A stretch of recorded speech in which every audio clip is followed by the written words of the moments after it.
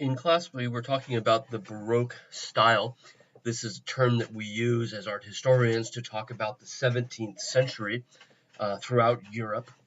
But as we talked about the Baroque style, we were talking about the impact of the Counter-Reformation, and especially the Council of Trent on art. Because remember, at the Council of Trent, church leaders got together and determined exactly what sorts of stylistic elements art ought to have if it's going to be an effective teaching tool.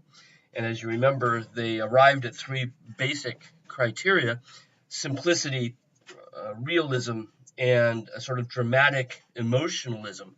And Caravaggio in painting best typifies all three of these stylistic aspects.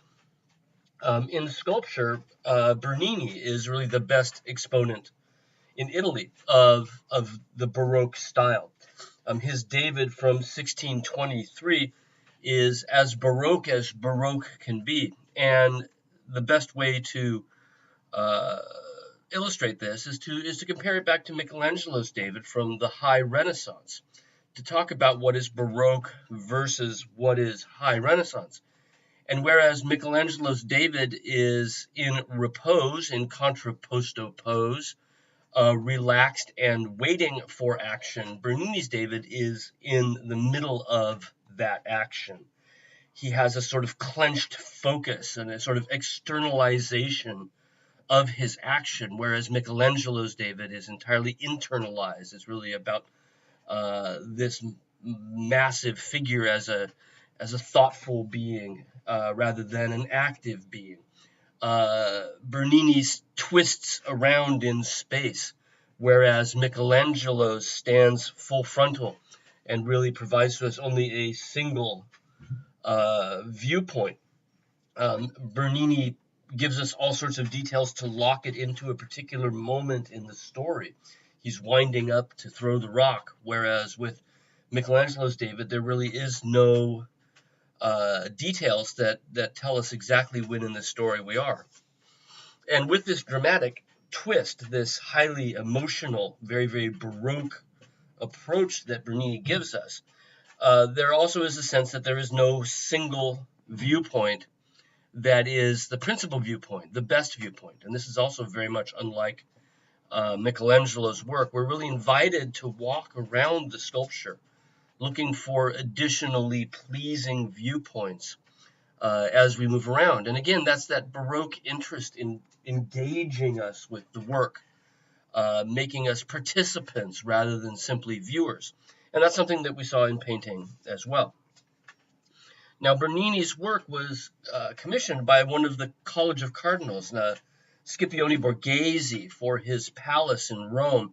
He actually commissioned 4 major works by Bernini for his palace. You see one of them on the right in the next room beneath his fist. This is in the Borghese Gallery in Rome today.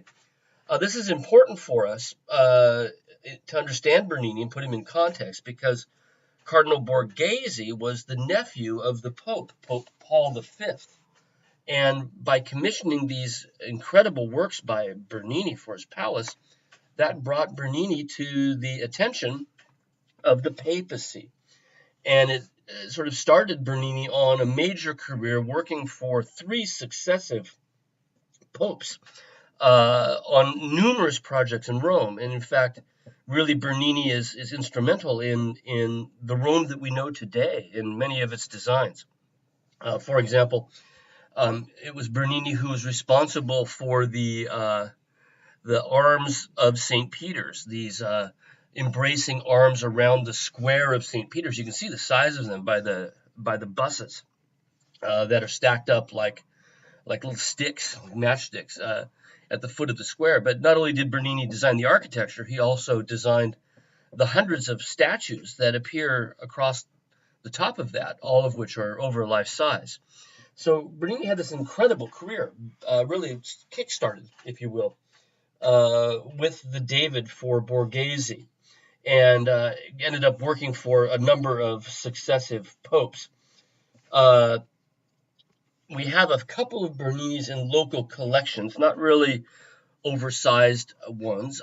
This Risen Christ that we see from the Walters Art Museum in Baltimore was a smaller model for a large work that was going to decorate St. Peter's Cathedral, and it was commissioned by the fourth pope that he worked for, Pope Clement X.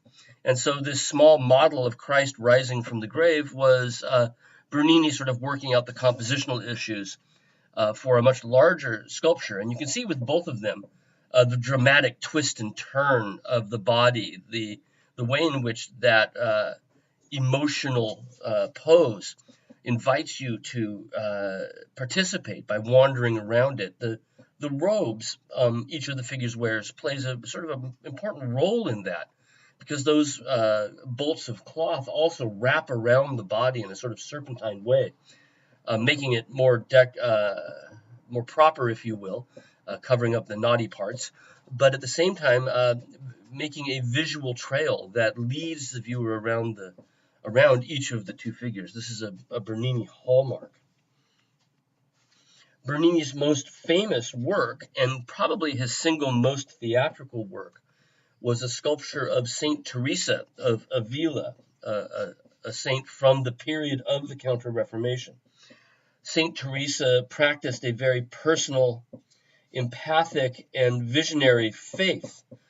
So did Bernini, by the way. Bernini himself was deeply, deeply religious and followed the writings of Saint Ignatius Loyola, who said that people should not just read their Bible, but try to imagine themselves participating in the events they're reading about, using all of their senses to engage with the text. And this is exactly also what Teresa of Avila did, had this sort of visionary faith. And this is a hallmark of the Counter-Reformation and also of the Baroque period. In this case, we see her most famous vision that she wrote about, where she's visited at night by an angel who she said pierced her heart with an arrow repeatedly, which caused her then to faint in ecstasy. And this is exactly what Bernini shows us, the gentle angel lifting her robe to pierce her heart with this gilded arrow, and her face kicked back in what appears to be almost physical ecstasy rather than spiritual ecstasy. And he depicts all of this incredibly theatrically. He's designed everything in the chapel. And let's back away and look at the entire chapel, and you can see all of this up above, from the ground to the ceiling, is designed by Bernini.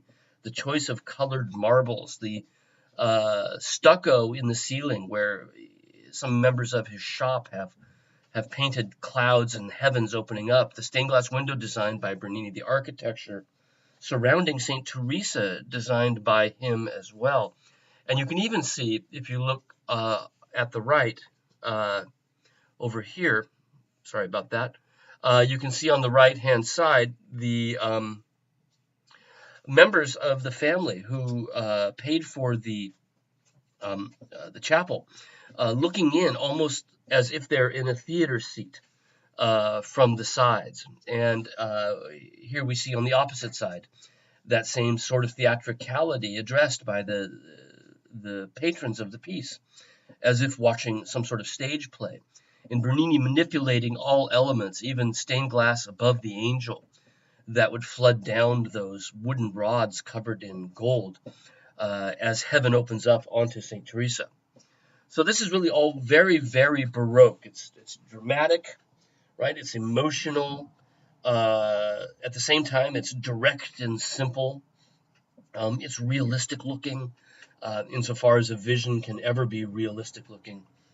Bernini is the ultimate exponent of the Baroque style in sculpture, just as, at least in Italy, the ultimate proponent of the Baroque in painting is Caravaggio.